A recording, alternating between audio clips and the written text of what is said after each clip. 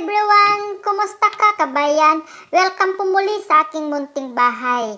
Bumili ka na ng patatas para sabayan mo ako magluto ng crispy french fries. Ayan. Simple lang naman ang ating sangkap na ating gagamitin. Kaya dapat panoorin ng buo ang aking video. At kung ngayon ka pa lang dito sa aking channel, huwag mo pong kalimutan na mag-subscribe at pakiclick na rin ang bell notification, pakilike na rin ang aking mga FB page at pakifollow na rin ako sa aking Instagram. Enjoy watching lang, kabayan, at ito ang ating mga ingredients. Ayan, magsisimula na tayo. Ang una nating gagawin ay balatan ang mga patatas, potatoes. Ayan, using this one. Nakalimutan ang pangalan kaya alternative ng knife. Ayan, kutsilyo, ganun. So, ganito lang guys ang pagbalat nito. Madali lang siya gamitin. Ayan.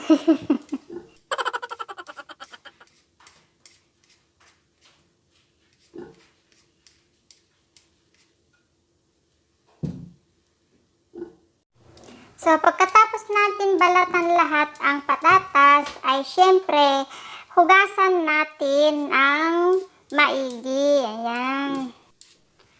So, ito na guys, ang ating nabalatan na patatas. Ngayon ay hugasan na natin ng maigi. Tapos, slicein natin siya.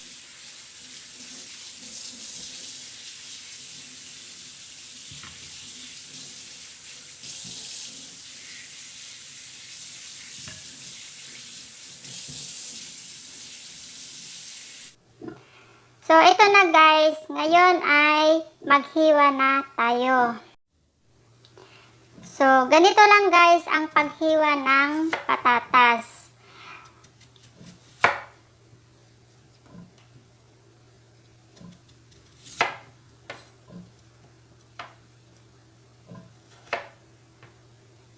Katamtaman lang po ang hiwa niyan.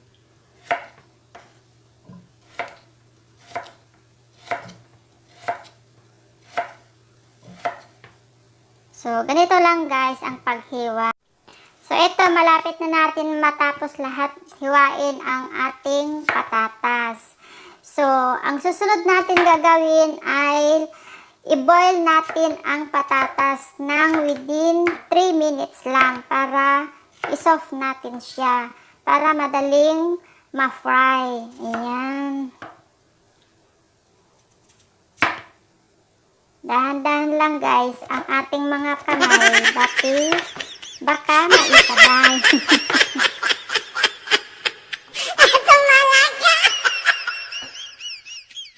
So, ayun na, tapos na natin mahiwa lahat ang patatas. So, ready to boil. Ayun. Dito natin iboboil ang ating patatas guys. So, ilagay na natin ang patatas, tapos lagyan natin ng asin para mas madali pang masoft ang ating patatas. Ayan. At saka, konting may lasa din. Ayan. Kasi ang asin ay ma-absorb niya yan. So, mga 2 spoon lang guys ang ating ilagay na asin. Tapos, takpan natin. Ayan. Yan na guys, boil na. Pwede na natin i-take out, alisin ang ating patatas. Tapos, iset aside natin siya. Ayan na. Ayan, ang ating patatas. Ganito guys ang yung gagawin para mas madali at simple lang. So, iset aside natin siya.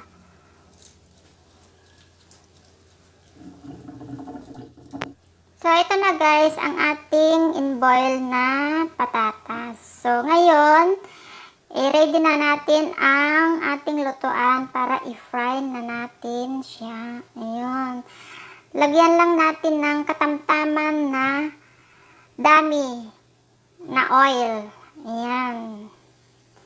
So, habang hinihintay natin uminit yung oil, i-prepare na natin ang ating patatas. Lagyan na natin ng rice flour. Ayan. Para sa ating crispy french fries na gagawin. Ganito lang guys ang paggawa ng french fries. Ayan. Ang ginamit kong flour guys ay rice flour. So, ito na guys, ang ating lutuan. Mainit na ang ating cooking oil. Ayan, ang ating mantika. Kaya, ito mag-fry na tayo. At unti-unti natin ilagay ang ating mga patatas para maganda ang pagkaluto nito. Ayan. So, ganito lang guys ang paggawa. Easy and simple para sa ating snack. Ayan.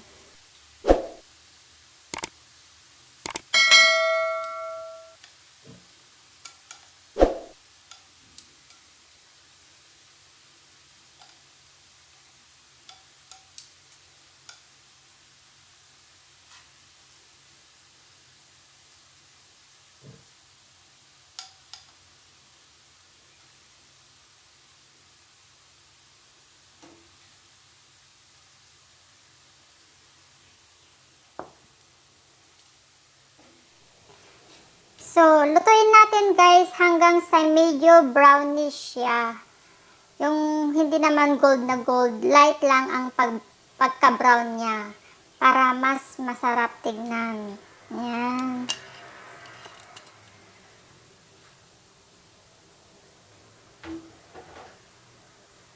So, very simple lang guys ang paggawa nito. Kaya, try nyo rin minsan para sa inyong snack. Ayan. I-mix lang natin guys para hindi masunog ang kabila. Kaya mix-mix lang natin guys para pantay-pantay ang kanyang pagkaluto. Ayan. So, eto na guys. Medyo mag-turn brown na.